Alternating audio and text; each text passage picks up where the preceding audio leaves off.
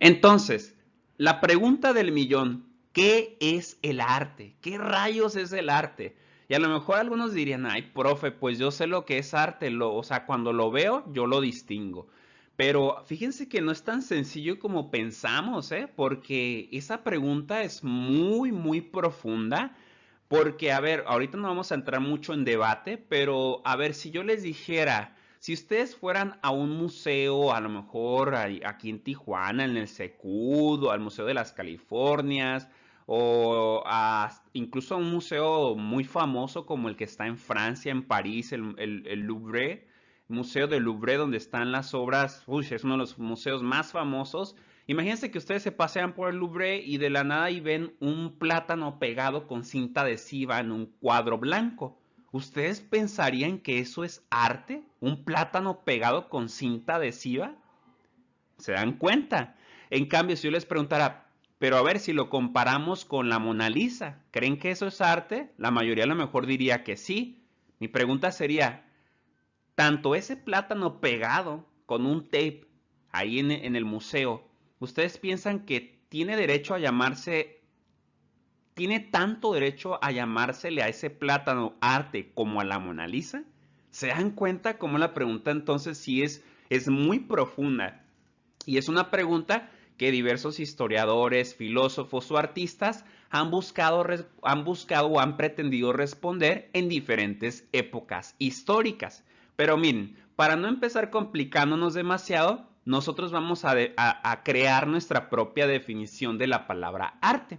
Yo diría, para empezar, que el arte, bueno, si me imagino que si tuviera como alumno al Capitán América, él diría que el arte, como dice este meme, es lenguaje. Así de sencillo, grábenselo. Arte es un lenguaje. ¿Y qué es un lenguaje? Pues un lenguaje no es sino un medio de comunicación. ¿Y todo medio de comunicación que busca? Pues busca facilitar la transmisión de qué? Comunicar qué cosa?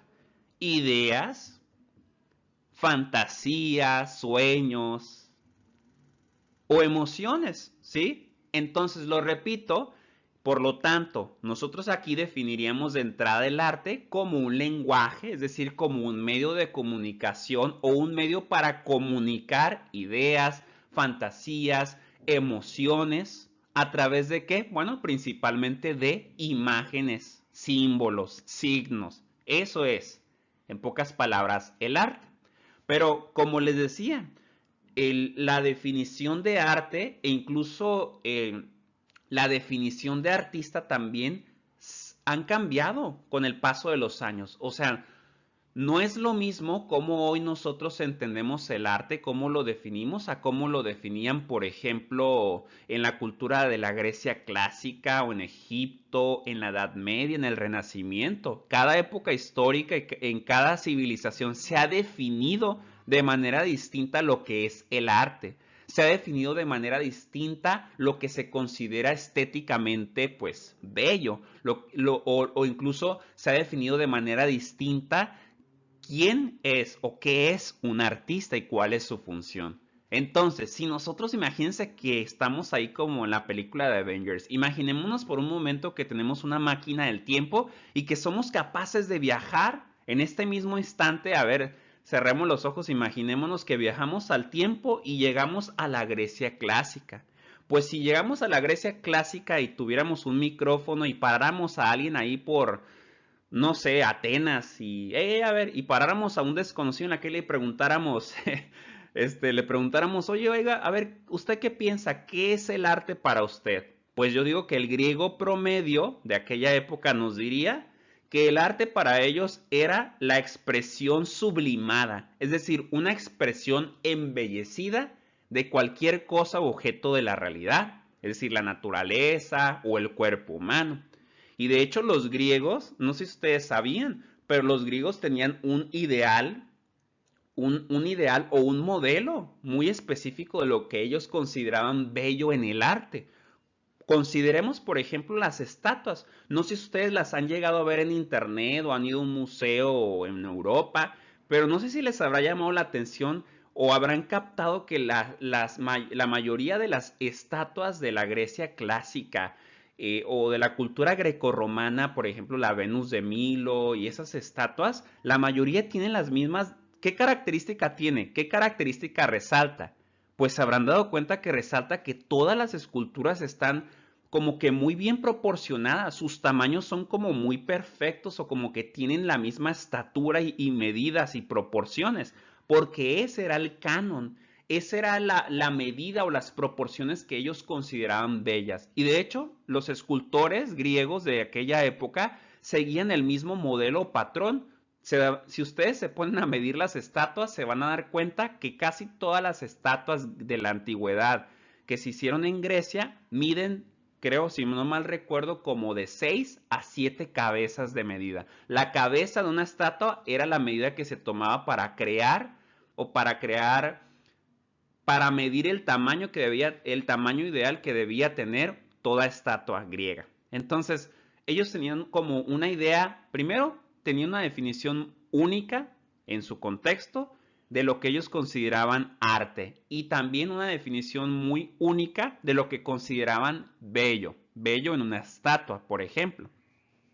Entonces, si tuviéramos que resumirlo, cuál era el canon estético o el ideal de lo que era bello para una estatua entre los antiguos griegos, pues yo lo pondría con este meme, ¿no? El famoso meme, yo sé que ya es algo viejito, pero así como dice Thanos de perfectamente equilibrado como todo debe estar, yo creo que esa frase resume muy bien cuál fue el canon estético, el canon o el ideal de belleza de los antiguos griegos a la hora de crear, por ejemplo, estatuas. Para ellos, una estatua era bella solamente si era una estatua bien proporcionada, donde el tamaño y la forma, por ejemplo, los brazos, la cara, las piernas, todo estuviera bien proporcionado.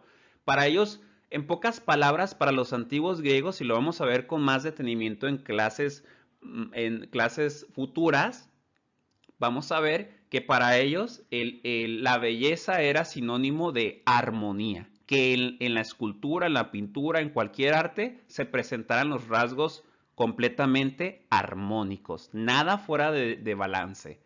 Entonces, y este ideal o ese canon que acabamos de explicar se repite a lo largo del tiempo en la historia. No crean que se quedó o que murió cuando ya la civilización griega desapareció, por así decirlo. No, no, no, no, no. De hecho, ustedes si ya van a llevar, creo, historia universal después en sexto semestre y van a recordar o ustedes recordarán que todo el arte griego y la filosofía griegas van a como van a ponerse de moda otra vez en el siglo XVI, por ejemplo, que es cuando ocurre la época llamada Renacimiento, y también después otra vez en el siglo XVIII y XIX se van a volver a poner de moda el arte y la filosofía griegas con los movimientos, por ejemplo, el movimiento neoclásico, ¿no? Entonces, lo repito, este ideal de belleza, esos cánones estéticos que siguieron los artistas griegos, se van a volver a repetir en otras épocas de la historia universal, como lo es durante el Renacimiento o el neoclásico de los siglos XVIII y XIX, ¿sí? Entonces, ya saben que las modas, cuando se trata de arte, lo de antes es una posibilidad en la historia, o así lo ha sido a lo largo de la historia, que las modas viejitas pueden volverse a poner otra vez de moda, ¿sí? Entonces, no solo eso pasa con la ropa, por ejemplo, sino también con los cánones estéticos o las formas de hacer arte. Entonces, lo repito, por eso les pongo este meme aquí del Spider-Verse, ¿no? Donde vemos que el original fue, digamos que el modelo original fue el arte clásico, pero ese modelo se volvió a repetir con el arte renacentista del siglo XVI y el arte neoclásico del siglo XVIII y XIX. Espero, ¿sí? ¿Vamos bien? Creo que me estoy explicando, ¿verdad? Y sin embargo, a ver, ya cuando llega la Edad Media, recordemos que primero estuvieron los griegos y luego los romanos. El Imperio Romano tomó prestado todos los elementos culturales de la cultura de la civilización griega, por eso se le suele conocer como cultura grecorromana, ¿no? O cultura helenista. Bueno, entonces después llega el Imperio Romano y le copia muchas cosas de la cultura a la cultura griega, Pero luego el Imperio Romano cae. ¿Se acuerdan que invaden muchas tribus del norte, bárbaras, así les decían? Y cae el Imperio Romano de Occidente y llega a la Edad Media más o menos en el siglo ¿qué? Cuarto, quinto. Entonces empieza la Edad Media, un periodo bastante largo de casi 1000 años. Y aquí ya el canon cambia. O es más, a diferencia de la antigüedad, donde sí empezaron a haber algunas reflexiones teóricas sobre el arte, sobre lo que era el arte o lo que era bello, en la Edad Media más bien vemos que carece. La Edad Media es una época histórica que careció de reflexión teórica sobre el arte. Los religiosos, los filósofos de la Edad Media, pues no tendieron tanto a reflexionar teóricamente sobre lo que ellos consideraban arte, lo bello. Incluso diríamos que durante gran parte de la Edad Media y en varias partes de Europa surgieron muchos movimientos iconoclastas, ¿no? Movimientos que buscaban la destrucción de imágenes porque hubo muchas personas en la Edad Media que consideraban que las imágenes podían promover la idolatría y por eso ¿qué hacían? Pues derribaban o destruían las imágenes. Entonces, en la Edad Media, esto no quiere decir que no hubiera arte, ¿verdad? Sí había arte, pero no hubo mucha reflexión filosófica y teórica sobre el concepto de arte. Pero sí hubo arte, lo repetimos, ya lo decíamos en la clase pasada, por ejemplo, con las grandes catedrales góticas y todo esto, sí hubo también pinturas, pero aquí ya cambia, ya no se respeta el canon estético griego. En la Edad Media, de hecho, no aparecen muchas pinturas ni esculturas con cuerpos desnudos como sí ocurría en el mundo grecorromano, ¿no? En la Edad Media, ya saben, con toda del pecado, del pudor, pues se evita, por ejemplo, pintar o crear esculturas con desnudos humanos. A veces sí se hace, pero solamente cuando realmente se necesita para ilustrar alguna escena bíblica, por ejemplo. Por eso les pongo este meme. Si el arte clásico, diríamos que al arte clásico le gustaba mostrar cuerpos desnudos y perfectamente proporcionados, pero al arte medieval diría que aquí no hacemos eso. En el arte medieval eso no se da y de hecho ya no se ya en la Edad Media el arte ya no vemos ese equilibrio de proporciones. De hecho, cuando se representan, primero, lo que se representa son casi siempre temáticas religiosas, o sea, escenas que tienen que ver con la Biblia, con el día del juicio final, con los santos, los apóstoles, Jesucristo, la Virgen, etcétera, etcétera. O sea, en la Edad Media diríamos que el arte se caracterizó por ser una etapa donde el arte era nada más como un medio para enseñar, un medio pedagógico, un medio evangelizador. Lo único que interesaba era usar el arte para transmitir o perpetuar las creencias pues de la Iglesia Católica en este caso. Por eso vemos que la mayoría del arte de ese tiempo pues retrata este tipo de escenas, ¿no? Como aquí lo estamos viendo, creo que es una escena donde está retratada en una iglesia, pues una escena del juicio final que va a estar a cargo de Cristo, ¿no? Y se dan cuenta también, vean cómo ya aquí en esta pintura los rostros humanos son largos, como enjutos, o sea, los ojos son así como alargados o como ojos abiertos, como que aquí ya no vemos unas proporciones en el cuerpo humano, sino que casi siempre cuando se dibujan seres humanos se dibujan de manera muy alargada, ¿no? Entonces aquí ya se tiene otro concepto de lo que es el arte. Entonces lo repito, en la Edad Media ya el concepto de arte es solamente todas aquellas imágenes o esculturas o pinturas que sirven para transmitir, pues ahora sí que las enseñanzas religiosas de la Iglesia Católica y nada más. No les interesaba pintar, por ejemplo, cuerpos desnudos, que la naturaleza. No, no, no, no. Lo único que interesa es pintar escenas bíblicas casi siempre. Y se entiende porque era el contexto, ¿no? Y otra cosa, sin embargo, algo que sí compartieron tanto la época de la antigüedad clásica como la Edad Media, es que, o sea, que en esos tiempos, en todos esos años, la figura del artista, no se crean, perdón, que era muy reconocida. O sea, esta idea de que, ay, eres artista, o Picasso es un gran artista, Frida Kahlo, quiero tomarme una foto con el artista tal. No, no, no, no. En aquellos años, en aquellas épocas, en la antigüedad, en la Edad Media, el artista ni siquiera era reconocido. Ahora sí, como dice el meme, ni te topo, ¿verdad? O sea, o como dice el meme de Thanos, ¿no?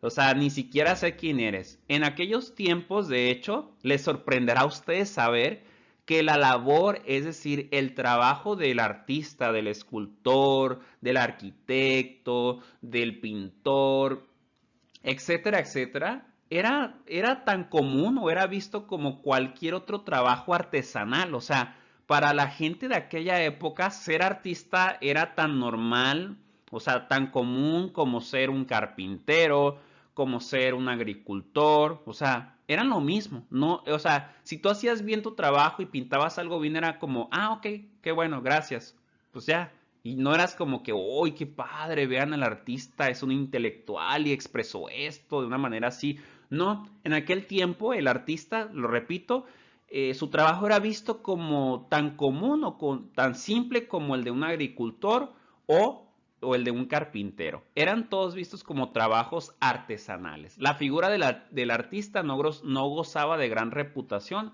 o de mucha fama. Va a ser, fíjense bien, va a ser a partir más o menos de la época del Renacimiento. Recordemos, Renacimiento es siglo XVI. Va a ser a partir de esa época que ya los artistas, los escultores, los grandes pintores, eh, ¿qué más? Pintores, escultores, etcétera, etcétera, van a empezar ahora sí a ser reconocidos, ¿no? Así como el meme este de Spider-Man, cuando ya ven el Spider-Man 3 con Tobey Maguire, ¿no? Donde dice que sí que me aman, ¿no? Entonces, a partir del Renacimiento, ahora sí, ya los artistas comienzan a recibir cierto reconocimiento. Ya se empieza a asociar el arte como un ejercicio intelectual, como una tarea intelectual, ¿sí? Entonces, ¿y esto, por qué se empieza a reconocer a los artistas? En parte tiene que ver porque muchos de estos artistas ya del Renacimiento, creo que el perfecto ejemplo de ellos sería Miguel Ángel, ya saben, que pintó obras preciosas, o sea, ya si han visto fotos de la Capilla Sixtina, pues es una preciosidad, ¿no? Entonces, Miguel Ángel sería el perfecto ejemplo de cómo un artista cobró protagonismo gracias al hecho de que estos artistas, pues, ¿qué pasaba? Que ellos tenían sus mecenas y los mecenas eran los que le financiaban sus obras de arte. No sé si ustedes sabían, algunos ya lo sabrán, que por ejemplo Miguel Ángel, pues obviamente le pagaron. ¿Quién le pagó? ¿Quién fue su mecenas? Pues el Papa. El Papa exactamente no fue su único mecenas, pero los papas, por ejemplo, tendieron a ser mecenas, es decir, a financiar económicamente a muchos artistas para que pintaran frescos, para que crearan esculturas. Ya ven en la Capilla Sixtina, o sea, en pocas palabras, el artista de aquella época del Renacimiento comenzó a ser reconocido como un intelectual o a recibir reconocimiento gracias a que contaba con el respaldo de instituciones poderosas, política y económicamente hablando, como lo podía ser la Iglesia Católica. También podría ser, por ejemplo, la corona española, los reyes de España, de Francia, Portugal, que le pagaban a un artista por su obra, ¿no? Para, hey, hazme una escultura del rey no sé qué. Y así empezaron a recibir reconocimiento los artistas porque poco a poco se fueron codeando con los poderes políticos y religiosos de su época.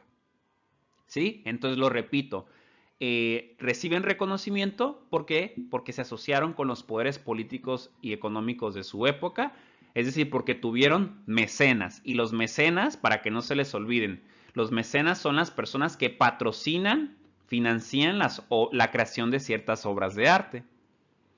Y bueno, ahora sí que volviendo al punto inicial de nuestra presentación, entonces nos damos cuenta que los conceptos de las definiciones de arte, de lo que el ideal de belleza, como la definición también de artista, pues ha ido cambiando con el paso del tiempo.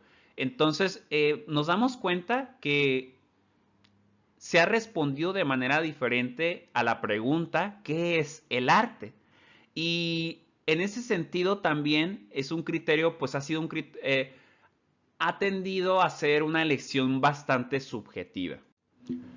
O sea, no solo cada época histórica ha definido de manera distinta lo que es el arte o lo que es el artista, sino que en las propias épocas históricas cada persona puede llegar a pensar incluso de manera distinta. Es decir, incluso nosotros, por ejemplo, ustedes y yo que pertenecemos a esta misma época histórica, si nos preguntamos qué es el arte, pues seguramente a lo mejor mi definición y la suya va a diferir. Y si preguntáramos, a ver, supongamos, a ver, hagamos un ejercicio imaginativo. A ver, ¿qué tal si tuviéramos, fuera a ocurrir pronto el fin del mundo? Y que ustedes tuvieran la oportunidad de salvar únicamente 10 obras de arte de la humanidad. Seguramente me imagino que nadie elegiría las mismas. Cada quien tendría criterios muy distintos de lo que consideran cuál es el arte más relevante de la historia de la humanidad y salvaríamos piezas de arte muy distintas porque aunque somos de la misma época histórica, tenemos ideas diferentes de lo que de cuáles consideramos que son las obras más importantes de la historia. Entonces, así ha sido a lo largo del tiempo. Los historiadores, los artistas, los coleccionistas de arte, hasta la fecha, pues no nos ponemos muy de acuerdo en cuáles deberían ser catalogadas como artes de obras valiosas y cuáles no. O sea, digo todo esto para reconocer que la elección de las obras de arte más importantes de la historia, pues sigue teniendo algo de subjetividad, ¿no? O sea, eso nunca nos vamos a escapar de eso cuando hablamos de historia del arte. Cada historiador o cada artista o coleccionista va a definir de manera distinta o va a seleccionar obras distintas que considera las más importantes. Entonces, así como el meme de Malcolm el del medio, así como el de vive, vive, muere, vive, vive, muere, pues ahora sí que algunos artistas o historiadores dirán, esto sí es obra de arte, esto no. Mientras que el otro dirá, este sí, este no. No sé si me explico. O sea, ya los hice bolas. Espero que no. Pero bueno, continuamos, no nos detenemos. Entonces, aquí una verdad fundamental de esta clase es la siguiente. O vamos a decir que con esto resumimos lo que hasta ahorita hemos explicado. Y la verdad fundamental de esta clase es esta. Los conceptos de arte y artista dependen entonces del contexto social e histórico. Y de hecho, de esto también se desprende lo siguiente, que el arte puede traspasar su época y seguir influyendo en las generaciones posteriores. Es decir, toda obra de arte es histórica, pero también puede llegar a ser trascendente. ¿En qué sentido? Bueno, lo que estamos diciendo es que sí es cierto, un autor crea su obra de arte para comunicarle algo al público de su época, pero el arte, en ese sentido el arte es histórico, ¿sí? Porque le comunica algo a la gente de la propia época del autor, pero también es trascendente, el arte es trascendente también en el sentido de que aunque ya se murió el autor y ya hayan pasado muchos años desde la creación de una obra de arte, esta puede seguir hablándoles a personas, es decir, comunicando o transmitiendo ideas, fantasías, emociones a gente de otras épocas futuras, ¿no? Entonces, en ese sentido es trascendente, porque trasciende, porque el arte, las obras de arte siguen vivas con el paso del tiempo porque siguen comunicando todo esto a personas incluso que pertenecen a otras épocas, además de la época original del autor y de su respectiva obra, ¿sí? Es por eso que hasta el día de hoy, porque eso, o sea, ¿cómo explicamos que tenemos tantos museos alrededor del mundo donde mucha gente, pues de muchas partes del planeta, viajan, por ejemplo, compran su boleto y van a París, por ejemplo, al Museo del Louvre, con tal de ver estas obras de arte? Por ejemplo, la Mona Lisa, que ahí está, ustedes deben de saber que incluso hace poco la Mona Lisa sufrió un ataque, le aventaron un pastelazo, ¿verdad? Gracias a Dios estaba protegida. Pero sí, una persona ahí, irrespetuosa, ahí fue y lanzó su pastel. Entonces, ¿cómo explicamos el hecho de que alrededor de todo el planeta tengamos museos que son espacios institucionalizados que se dedican a preservar estas pinturas o estas esculturas? Bueno, por el simple hecho de que ya lo dijimos, el arte es trascendente, nos sigue hablando, nos sigue emocionando, nos sigue comunicando emociones, incluso emociones que a lo mejor no eran las emociones o las ideas que el autor original quería transmitir, pero en cada época le vamos dando una interpretación, una lectura distinta. Entonces, a lo largo del tiempo, los historiadores, filósofos y artistas pues se han preguntado qué es eso, qué es exactamente, cuál es el factor o el elemento que hace que el arte trascienda más allá de su época. Y hay quienes dicen, bueno, el arte trasciende o las obras de arte que están en los museos, en los grandes museos de la Tierra, del globo, nos siguen hablando o lo seguimos considerando patrimonio universal porque a lo mejor algunos dicen que estas obras de arte son trascendentales o trascendentes porque se destacan por su perfección técnica. Otros dicen, no, es que siguen hablándonos, siguen comunicándose con nosotros en el presente porque son obras que se distinguieron por su originalidad. Y otros dicen, no, fue por su innovación en la técnica del autor. Y otros dicen, no, lo que hace que el arte trascienda es que genere emociones o admiración en sus espectadores a lo largo de todas las épocas históricas. Y otros dicen que si una obra de arte se vuelve trascendental o perdura con el paso del tiempo es porque fue capaz de interpretar valores universales, valores humanos universales. Entonces, pregunta, ¿cuál creen ustedes creen que es el factor o el elemento que hace de las obras de arte trascendentales, obras dignas de ser conservadas, obras que nos siguen comunicando algo aún en nuestro presente? Y bueno, ahora sí que estas preguntas, ¿qué es el arte? ¿Cuál es la función del artista? ¿Cuál es el ideal de lo bello? Se han dado diferentes definiciones a lo largo del tiempo. Entonces, ahora sí, vamos a ver la historiografía del arte. ¿Desde cuándo se empezó a escribir o empezó a escribir la gente sobre la historia del arte? Pues desde los griegos, como lo veíamos hace rato. Van a ser, sobre todo estos dos, por ejemplo, este cuate que a lo mejor nunca lo habían escuchado, se llama el de la izquierda, Genócrates de Sición. Vean cómo ya desde el siglo IV antes de Cristo este señor, este griego, empezó a escribir sobre la historia del arte de su tiempo. De hecho, a él se le ha conocido como el padre de la historia del arte. Entonces aquí empieza por primera vez a reflexionarse sobre la historia del arte con Genócrates de Sición, y por eso se le conoce como el padre de la historia del arte. Además, también con el Imperio Romano, Plinio el Viejo fue otra persona en la antigüedad clásica que escribió algo de historia del arte en el siglo I después de Cristo. Entonces vemos que ya en las civilizaciones griega y romana ya había gente, eruditos, que empezaban a tratar de escribir o de investigar sobre la historia del arte de su tiempo. Pero va a ser hasta el siglo XVIII con la figura de Johann Joachim Winckelmann. En el siglo XVIII, es decir, en pleno siglo de las luces, vamos a ver con este personaje quien escribió un texto que fue fundamental porque digamos que fue el primer texto donde se sistematizó la historia del arte. Entonces, con Joachim Winckelmann, en el siglo XVIII vemos que aparece por primera vez una historiografía del arte sistematizada. Pero, digamos que estrictamente hablando, va a ser hasta el siglo XIX cuando la historia del arte como una disciplina con su propio método y objetivo de investigación se va a consolidar en las universidades, sobre todo alemanas.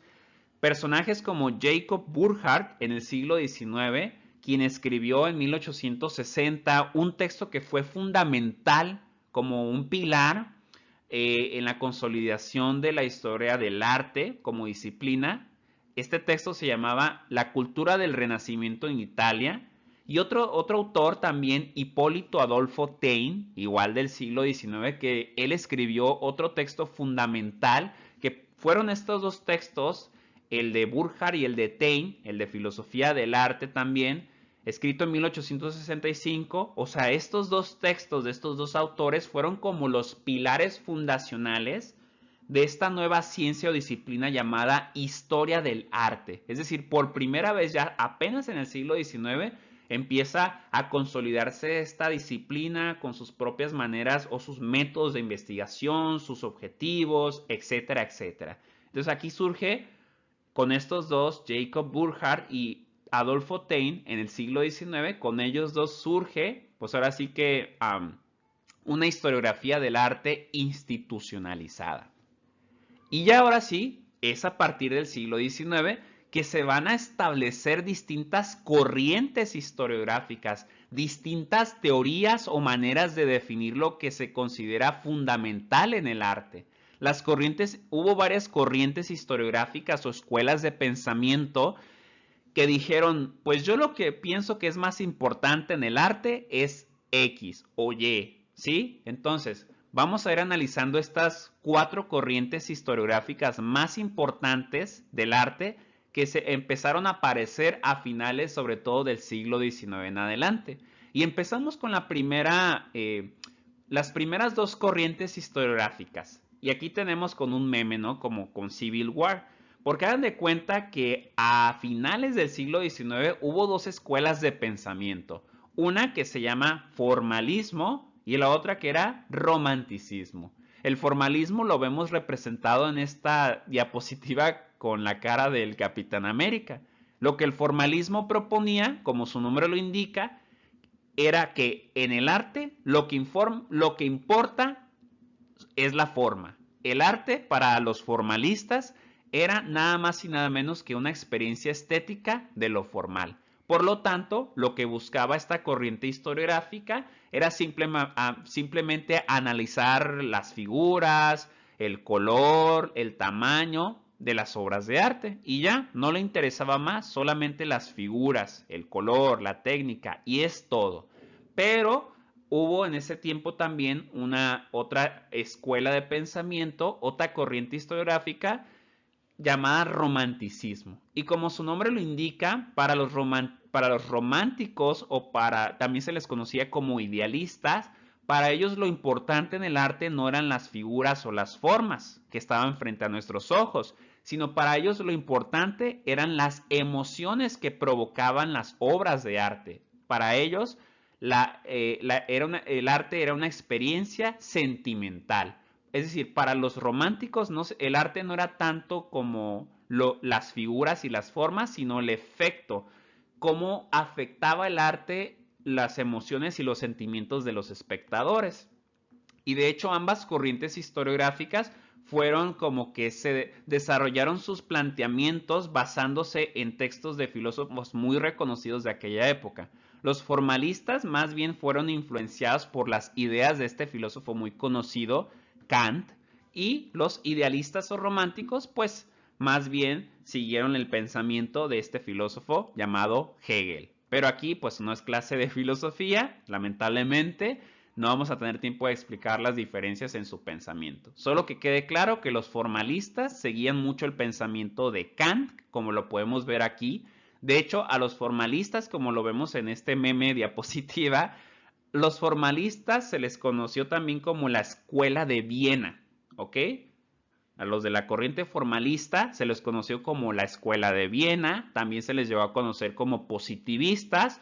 El positivismo era una corriente filosófica de aquel tiempo que decía que el único paradigma de verdad, la única manera de conocimiento, la única manera de adquirir conocimiento era a través de las ciencias y las ciencias duras, ¿no? Como la física, las matemáticas, etcétera. Y por eso aparecen ciencias como la sociología, la historia, la arqueología, que buscan imitar precisamente al método de las ciencias naturales, porque eso era lo que promovía el positivismo. Pero bueno, vemos aquí entonces en este meme que Kant sería como en la película de Civil War, así como Capitán América era el líder, pues en este caso Kant fue el que lideró con su pensamiento a esta escuela llamada formalismo.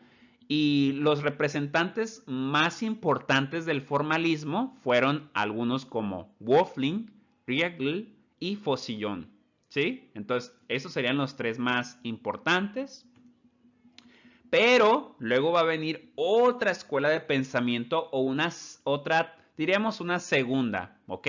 Vamos a enfocarnos hasta el momento en el formalismo y dejar de un lado un poquito el romanticismo. Pero digamos, la primera escuela historiográfica que nos interesa aquí fue el formalismo, ya la explicamos. Y después del formalismo, ¿qué va a llegar? Pues otra corriente a fines del siglo XIX e inicios del siglo XX, aparece otra corriente historiográfica llamada iconografía. Y la iconografía tuvo como a sus mayores representantes autores como Panofsky, Gombrich, Whitcover, perdón. Entonces, los tres representantes más importantes de la iconografía fueron Panofsky, Gombrich y Whitcover, ¿ok? Y la iconografía ahora sí que se opuso al formalismo del siglo pasado, así como en este meme, si han visto la serie de Malcolm el del medio, este meme tan conocido donde se le dice a Hal, ¿no? El futuro es hoy, ¿oíste, viejo? Pues así llegó la iconografía a decirle al formalismo, el futuro es hoy, ¿oíste, viejo? Entonces llega una nueva corriente historiográfica llamada iconografía. Y de hecho hay un libro muy conocido de uno de sus autores más representativos, ya lo mencionamos, Gombrich, Gombrich, perdón, que es un texto que ustedes pueden encontrar incluso en Amazon. Es uno de los libros de historia del arte más conocidos y más completos que ustedes pueden encontrar en internet. Se los recomiendo si tienen el poder adquisitivo o se les interesa. Lo pueden buscar incluso en Amazon. Creo que en estos días estaba en oferta de 1000 y tantos pesos, le bajaron a 700. Es una obra titánica y muy voluminosa, pero muy bien explicada por Gombrich, que es uno de los autores, ya dijimos, más representativos de la escuela iconográfica. Bueno, basta de anuncios, no crean que me pagó Amazon ni Gombrich. Pero bueno, no está mal ahí promocionar la lectura de ese libro, es muy bueno. Y ahora sí, ¿qué decíamos? La iconografía. Entonces, ya dijimos, si el formalismo, lo que buscaba el formalismo era simplemente analizar las figuras o la forma, y el romanticismo dijimos que definía el arte como una experiencia sentimental, qué va a ser lo que va a proponer por su parte la iconografía? Pues la iconografía va a buscar otra cosa, se va a enfocar en buscar más bien el significado de cada obra de arte, ¿sí? Y el análisis iconográfico de estos autores, de esta escuela, se puede dividir o se llegó a dividir en tres pasos fundamentales. Es decir, para la corriente iconográfica, cuando querías analizar una obra de arte debías seguir siempre o debes seguir siempre tres pasos. El primero se trata de distinguir siempre lo representado. Es decir, pararte frente a la obra de arte y decir, a ver, ¿qué es lo que aparece en este cuadro?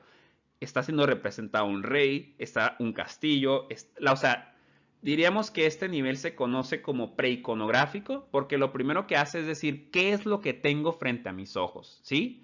Segundo paso del análisis iconográfico sería encontrar ahora cuál es el tema principal de esta obra de arte y cuáles son sus elementos simbólicos que aparecen, ya sea en la escultura, en la pintura, etcétera, etcétera. Y finalmente, el tercer nivel del análisis iconográfico sería identificar ahora sí cuál es el significado de la obra de arte, sus conceptos, sus ideas y los valores que el autor quería transmitir a través de su creación. Entonces, lo repetimos o lo resumimos con esta pirámide. La escuela iconográfica, entonces, se enfocaba en buscar el significado de las obras de arte. Y para lograr encontrar ese significado, el analista, el historiador, el artista, filósofo del arte, lo que tenía que hacer es seguir estos tres pasitos. El primer nivel o el primer paso era el preiconográfico, ya lo dijimos, distinguir lo representado.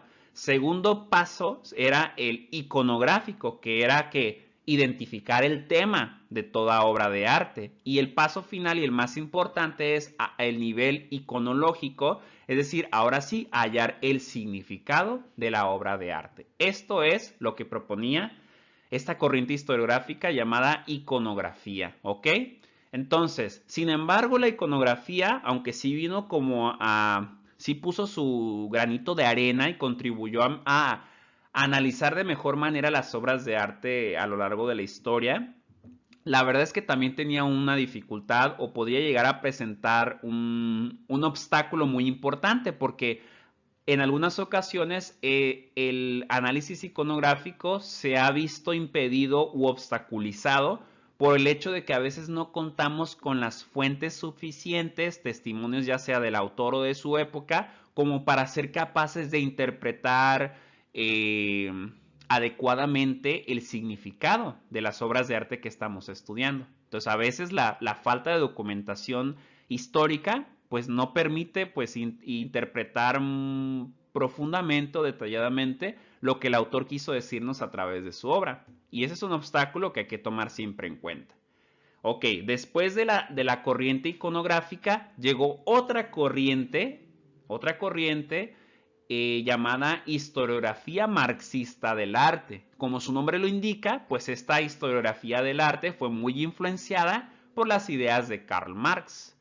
Y entre los representantes más importantes de esta escuela historiográfica estuvieron Arnold Hauser y Pierre Frank Castel, estos dos de la derecha.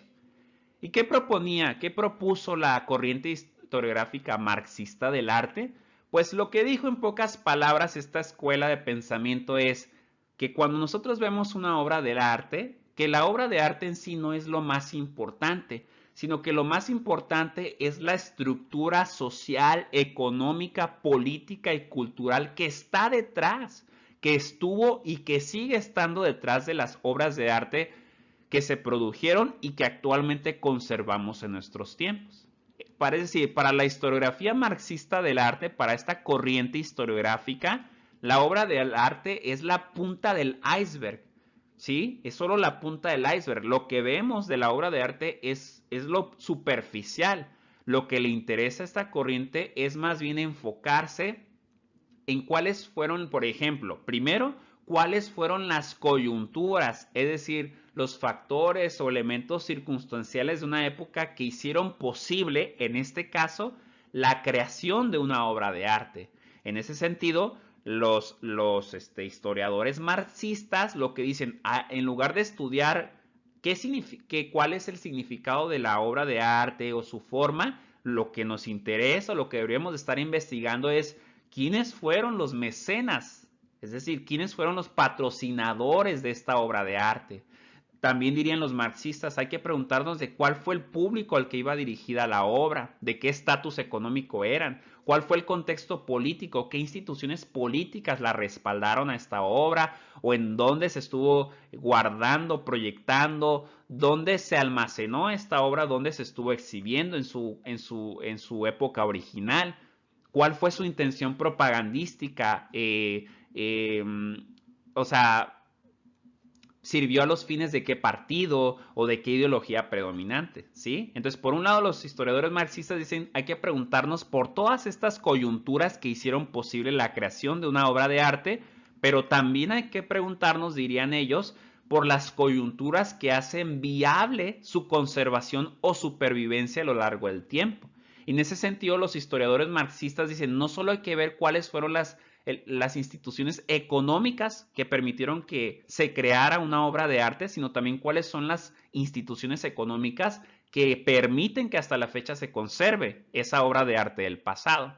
Y en ese sentido, esos historiadores marxistas dicen que hay que prestarle atención a los museos donde se ha conservado la obra de arte, a la formación del público, a qué tanto compromiso se tiene en una época con la protección del patrimonio cultural, hay que estudiar también el factor mercado, etc. En ese sentido, en resumen, la historiografía marxista del arte busca estudiar las obras de arte y vincularlas sobre todo con su existencia o con su ciclo económico, con su ciclo vital económico. O sea, lo que le importa es la estructura económica que está detrás de la obra de arte.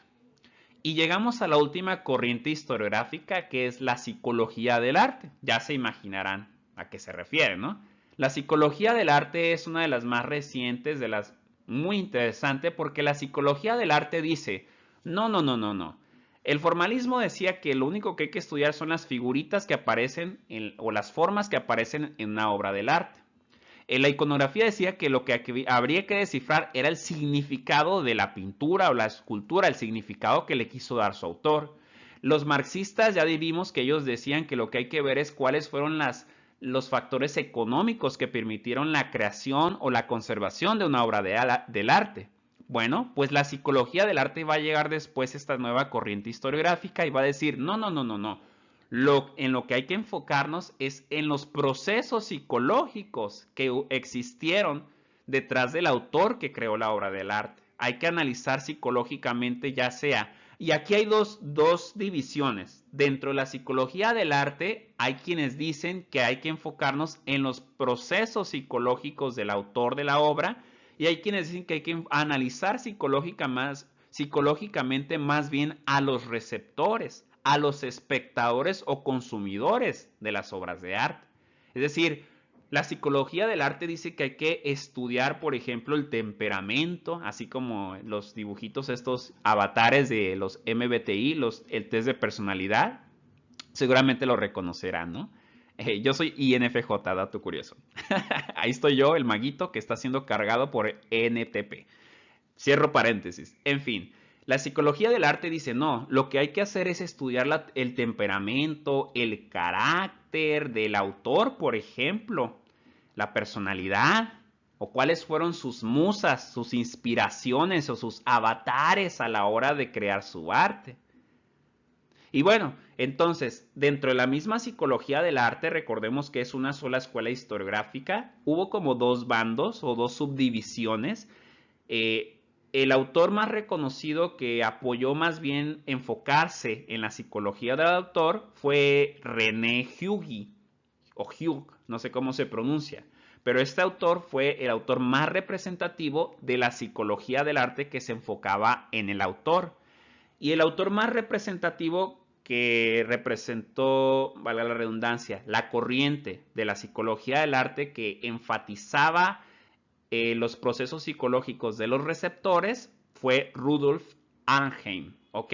Entonces esos son los dos autores más representativos de esta escuela historiográfica llamada psicología del arte, solo que uno, el de la izquierda, se enfocó más en la perspectiva del autor y el otro en la perspectiva del receptor del arte. Y de hecho, este último, el Arnhem, que fue el que se enfocó en la psicología que está detrás de los receptores o consumidores del arte, fue muy influenciado por las ideas de esta escuela llamada Gestalt, estas teorías de la percepción, ¿sí? O sea, esta teoría de la percepción. Entonces, la psicología del arte, como vemos, hizo una gran aportación, definitivamente, pero hay quienes hacen una crítica y dicen, sí, está muy padre todo eso de ver como analizar psicológicamente, al autor de una obra o a los receptores, espectadores, pero hay quienes dicen que a veces a los que se inscriben en esta corriente se les pasa algo muy importante, que es analizar el contexto cultural de la obra. Y dicen, bueno, la psicología del arte sí contribuye al análisis del arte, pero no hay que perder de vista que no es suficiente aplicar de manera mecánica todos estos análisis psicológicos, porque también hay que estudiar la obra de arte, porque a fin de cuentas toda obra de arte fue creada en un contexto cultural e histórico. Entonces, a veces se les pasa a algunos adherentes de esta corriente. Y así nada más a manera de meme y de resumen, entonces podemos decir que en este día estudiamos, sobre todo, hemos visto las 4 corrientes historiográficas del arte más importantes que son, primero, ya dijimos, apareció el formalismo, luego la iconografía, luego apareció el marxismo y finalmente la psicología del arte, ¿no? Y ya vimos cada una con sus propuestas y sus subdivisiones. Y bueno, ya para terminar y cerrando ahora sí esta clase, yo les puse un meme aquí, ¿no? Porque diríamos que dentro de todas estas corrientes historiográficas aportan algo, ¿no? Pero diríamos, y con este meme esa es mi intención, resaltar el hecho de que a final de cuentas sí está muy padre el formalismo, también está muy padre la iconografía, también está muy padre la historiografía marxista y la psicología del arte, Pero diríamos que al final de cuentas la última palabra o la palabra o el mayor peso la tiene el historiador del arte, porque a fin de cuentas toda obra de arte es un producto histórico de su tiempo y no se puede desvincular de su contexto cultural. Por eso les pongo este meme del francotirador, ¿no? Primero está el que analiza la forma, el formalismo. Detrás de él viene otro que lo viene a refutar, que se lo opone, que es la iconografía, la corriente que busca el significado. Pero detrás de la iconografía viene la otra corriente, ¿no? Que cree ser la final, la que va a ganarles a todos, que es la historiografía marxista, la cual busca resaltar el factor económico. Y atrás de esta corriente historiográfica marxista viene la psicología del arte, que enfatiza los procesos psicológicos involucrados. Y todos ellos piensan que ya ganaron, que refutaron al que estaba atrás de él, pero al final aparece el historiador del arte, ¿no? Como un sniper, un francotirador a larga distancia, que es el vencedor, por así decirlo. Entonces, vamos a concluir. Entonces, podemos llegar a la conclusión de que el arte es nada más y nada menos que un lenguaje, un medio de comunicación social que pretende transmitir un significado al espectador de una época determinada. Y aunque el arte puede llegar a ser interpretado de muchas formas, ya lo vimos, comunicar cosas distintas a las personas de otros tiempos, a nosotros nos interesa primeramente como historiadores del arte descubrir o identificar el primer significado, el significado o el mensaje original que tenía el autor en mente cuando creó sus obras. Y eso es lo que vamos a empezar a analizar en diferentes contextos culturales, con obras de arte de diferentes civilizaciones. Bueno, espero que les haya gustado, que hayan disfrutado el día de hoy. Nos vemos la siguiente clase, cuídense mucho y les mando un fuerte abrazo. Hasta la próxima. Adiós.